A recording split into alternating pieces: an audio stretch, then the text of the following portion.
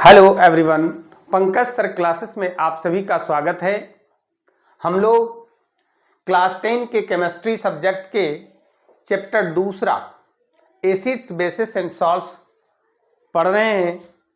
आज इस चैप्टर का 14वां क्लास है, 14th क्लास है, 14th वीडियो है और ये 14th वीडियो के साथ साथ आज अंतिम क्लास है इस चैप्टर का। इसके बाद हम लोग ऑब्जेक्टिव टाइप क्वेश्चन पढ़ेंगे, वस्तुनिष्ठ प्रश्न पढ़ेंगे, क्योंकि हम लोग जानते हैं कि अभी का जो दौर चला है वो ऑब्जेक्टिव बेस्ड एग्जाम का दौर है, इसलिए उस पर तो विशेष फोकस होना चाहिए। जो लोग अभी तक चैनल को सब्सक्राइब नहीं किए हैं, चैनल को सब्सक्राइब करें। सारे विषयों की तैयारी अच्छे तरीके से की जाएगी इस चैनल के माध्यम से। आइए आज का जो टॉपिक है, आज का जो प्रश्न है, हम लोग उस पर जाते हैं। आज का प्रश्न है, ध्यान दीजिएगा कि प्लास्टर ऑफ पेरिस कैसे बनता है। प्लास्टर ऑफ पेरिस कैसे बनता है? प्लास्टर ऑफ पेरिस का जो सूत्र होता है, केमिकल फॉर्मूला होता है, वो CaSO4 होल 2 N2H2O। कैसे पढ़ेंगे इसको? तो CaSO4 होल 2 H2O। अब आइए कि कैसे बनता है उसको देखेंगे। प्रश्न है कि प्लास्टर ऑफ पेरिस कैसे बनता है। तो जिप्सम को 120 डिग्री सेल्सियस तक सावधानी पूर्वक गर्म करने के फलस्वरूप प्लास्टर ऑफ पेरिस बनता है। क्या हम लोगों ने सीखा कि जिप्सम का जो केमिकल फॉर्मूला होता है वो होता है CaSO4 2H2O। हर फॉर्मूला को आप नोटबुक में नोट करें और उसको तैयार करें। केमिस्ट्री बिल्कुल ही आसान लगेगा। मकान बनाने के लिए जिस प्रकार से ईंट की आवश्यकता होती है और एक एक ईंट को जोड़ करके मकान तैयार कर दिया जाता है, ठीक उसी प्रकार से केमिस्ट्री में केमिकल फॉर्मूला अगर आप याद रखते हैं, नेम ऑफ एलिमेंट याद रखते हैं, तो आपका केमिस्ट्री रूपी मकान खड़ा हो जाएगा। तो जिप्सम का फॉर्मूला होता है CaSO4 2H2O। आइए किस प्रकार से बनता है उसको देखें। दो मॉलिक्यूल CaSO4 यानी जिप्सम को लिया जाता है,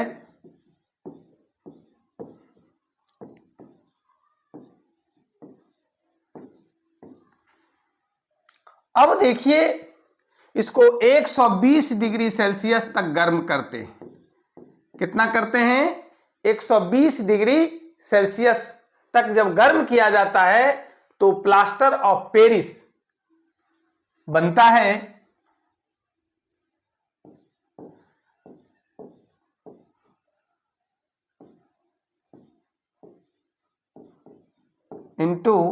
H2O। ये हमारा क्या हो गया? Plaster of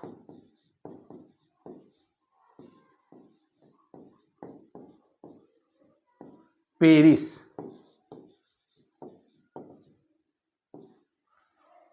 plaster of Paris बनता है और 3 मॉलिक्यूल वाटर जो है इसके साथ वो अलग हो जाता है।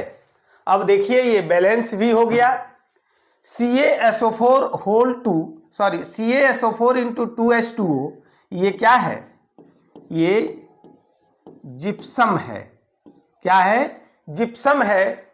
और अगर इसको 120 डिग्री सेल्सियस तक गर्म किया जाता है तो प्लास्टर ऑफ पेरिस बनता है। हम लोगों ने इसको देखा।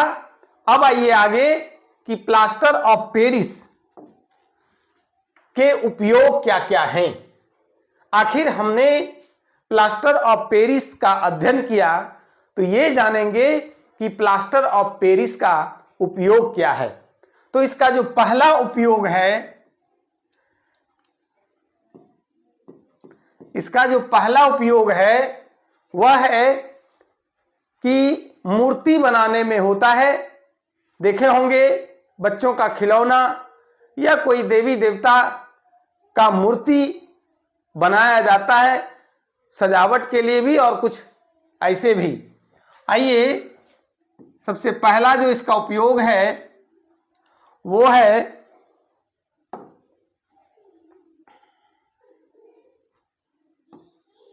कि इसका उपयोग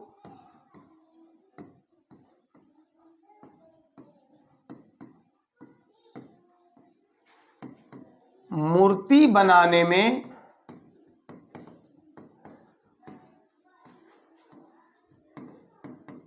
किया जाता है।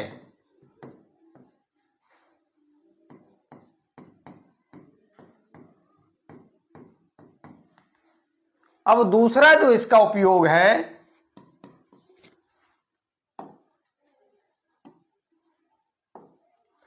दूसरा जो उपयोग है कि इसका उपयोग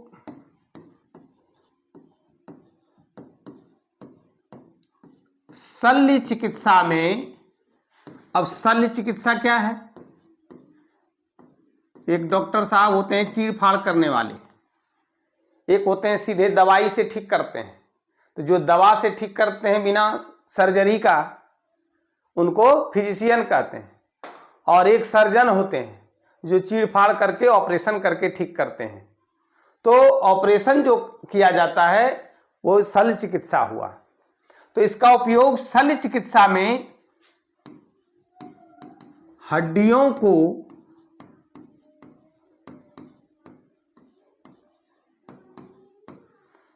जोड़ने और बैठाने के लिए पट्टियों के रूप में किया जाता है।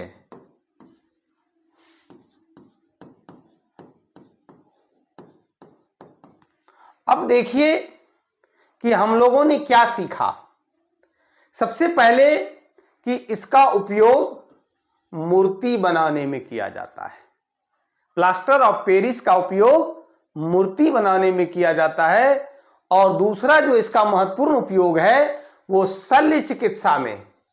देखे होंगे किन्हीं का हाथ पैर टूट जाता है तो उसको हड्डी को जोड़ने के लिए, एक सीधा पट्टी के रूप में रखने के लिए प्लास्टर ऑफ पेरिस का क्या किया जाता है, लेप चढ़ा करके और हड्डी को कांस्टेंट किया जाता है, अस्थिर रखा जाता है 1 महीना 1.5 महीना जो भी है, और तब जाकर के वो हड्डी आपस में फिर से जुड़ जाती है। तो टूटी हुई हड्डियों को जोड़ने के लिए, बैठाने के लिए एक पट्टी के रूप में प्लास्टर ऑफ पेरिस का उपयोग किया जाता है, जो कि बहुत ही क्या है, इम्पॉर्टेंट है हम लोगों के लिए कि जब हड्डियां टूट जाती है तो जोड़ने में इसका इस्तेमाल किया जाता है।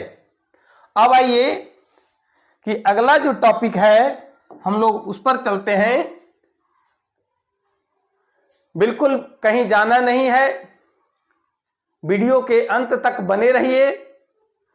बहुत ही बढ़िया प्रश्न जो कि आपको सुने नहीं होंगे और सुनने के बाद भी भारी लगेगा, वैसे सब प्रश्न को हम लोग आज सीखेंगे और बिल्कुल आसान तरीके से।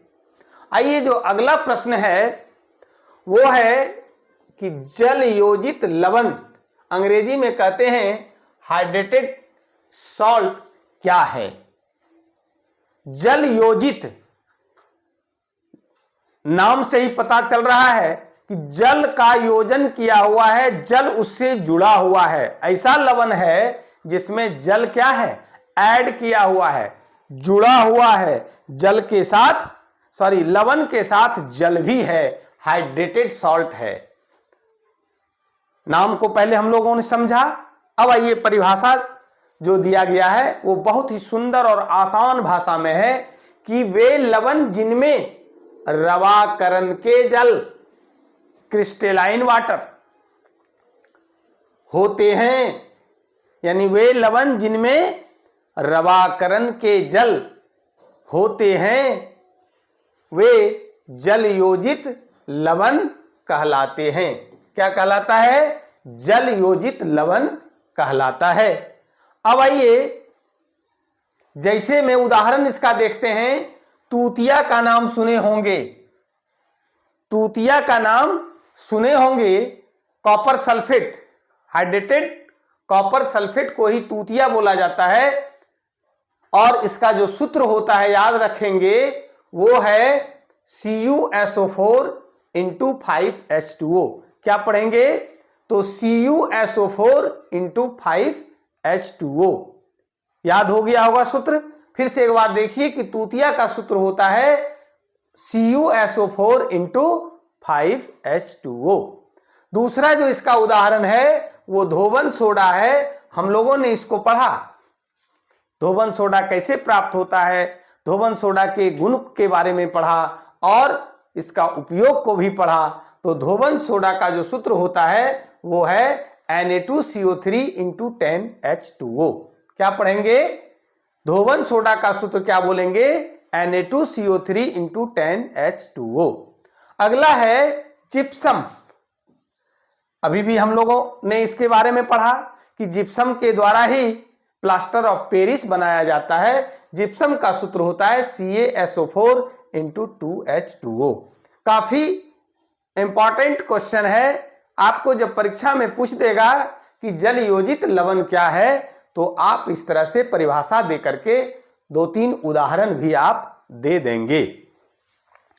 अब आइए अगला जो टॉपिक है वो है जल योजित लवण का रिवर्स कहिए, जल योजित लवण का उल्टा कहिए, वो है अनार्द्र लवण। क्या पढ़ेंगे इसको? अनार्द्र लवण, एनहाइड्रस सॉल्ट।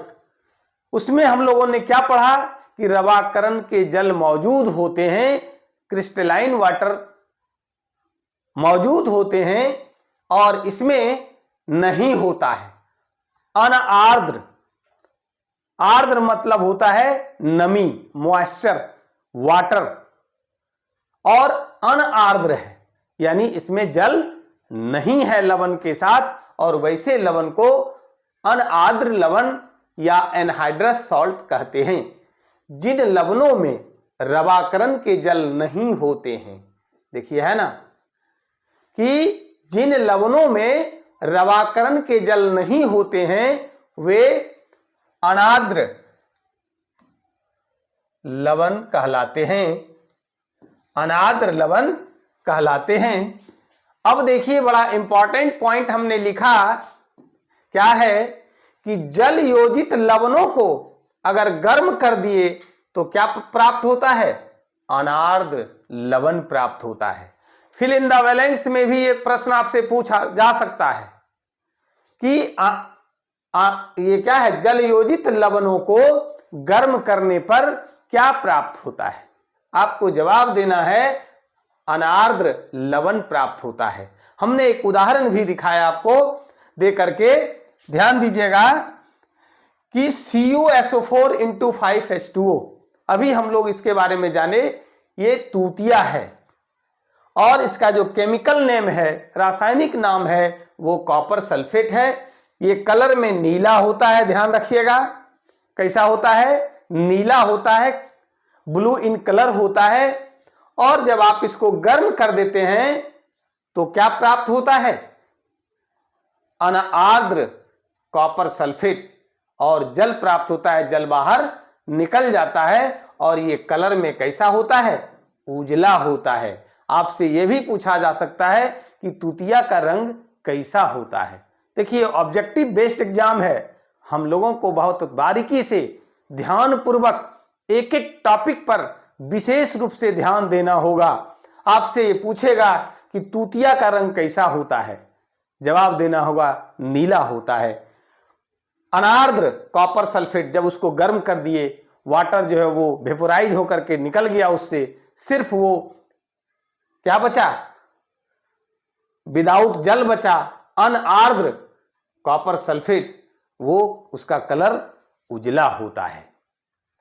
और कुछ उदाहरण हम लोग देख लेंगे कि जैसे देखिए धोवन सोडा है, अगर आप इसको भी गर्म कर देंगे तो क्या होगा, अनार्द्र लवण प्राप्त होगा, Na2CO3 प्लस H2O हो जाएगा। ये किस फॉर्म में है, अनार्द्र फॉर्म में है। अगर आप जिप्सम में को भी गर्म कर देंगे तो इससे भी क्या, कॉपर सल्फेट प्राप्त होगा।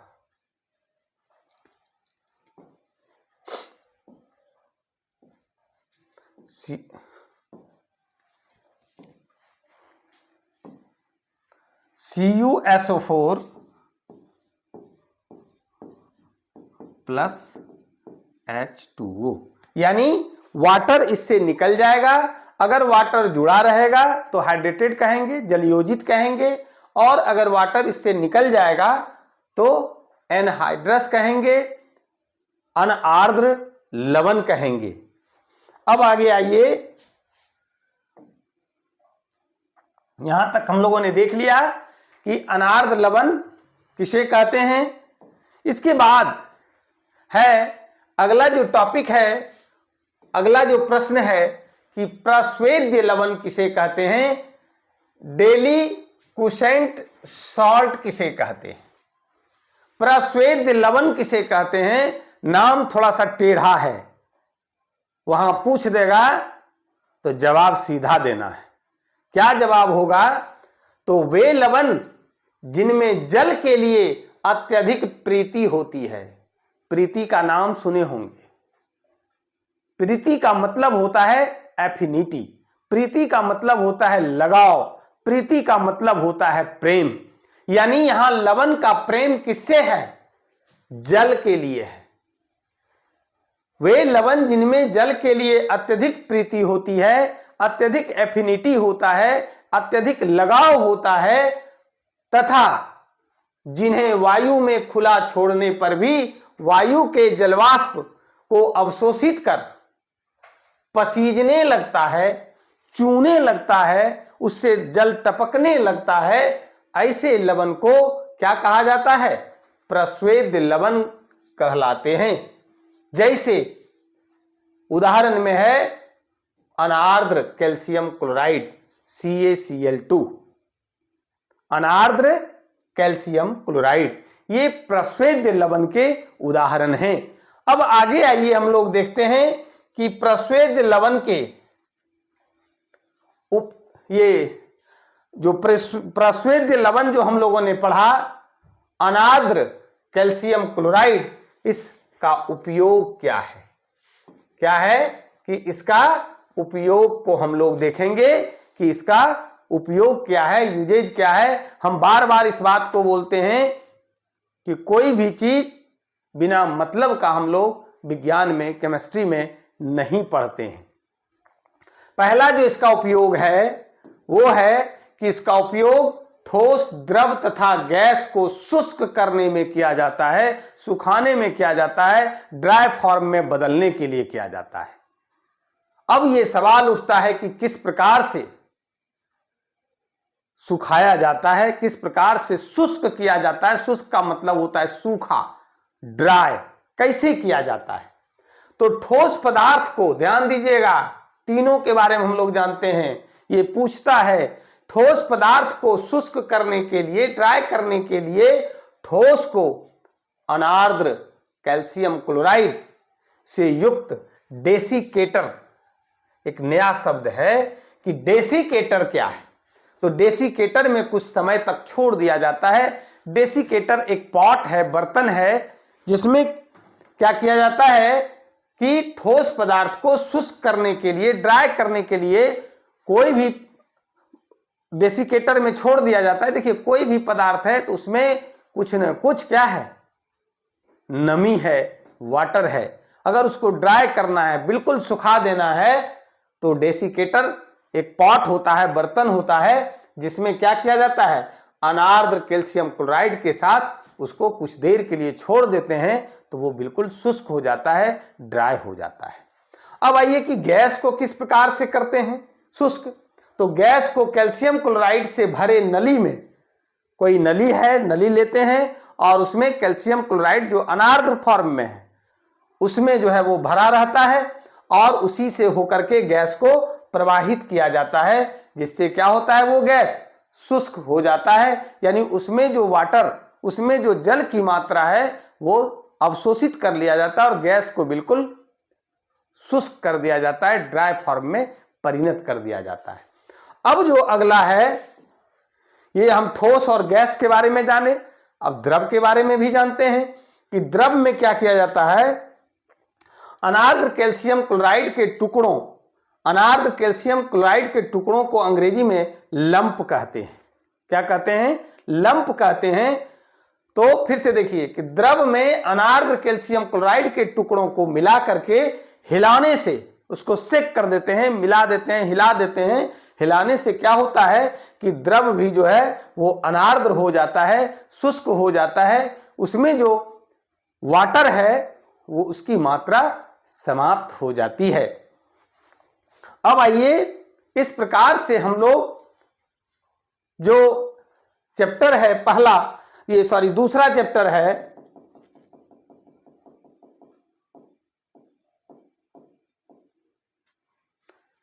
एसिड, बेसेस एंड सॉल्ट, इसको हम लोगों ने पूरे तरीके से पढ़ा है। हर एक टॉपिक की जानकारी आपको दी गई है। आप नोटबुक में नोट करें, याद रखिएगा कि जब परीक्षा होगी आपकी, उसमें एक भी प्रश्न अगर इस चैप्टर से पूछेगा तो वो आपके नोटबुक से पूछेगा, नोटबुक से बाहर एक भी प्रश्न नहीं रहेगा। ये हमारा वादा है, ये हम आपको भरोसा दिलाते हैं। इसलिए आप उसको पढ़िए, देखिए, सुनिए और समझिए। अगर ये वीडियो, आज का वीडियो अच्छा लगा हो, आज का क्लास अच्छा लगा हो तो सर के लिए जरूर लाइक कर देंगे और शेयर कर देंगे। जो लोग चैनल को सब्सक्राइब नहीं किए हैं, चैनल को सब्सक्राइब करेंगे। आज की क्लास में बस इतना ही। धन्यवाद।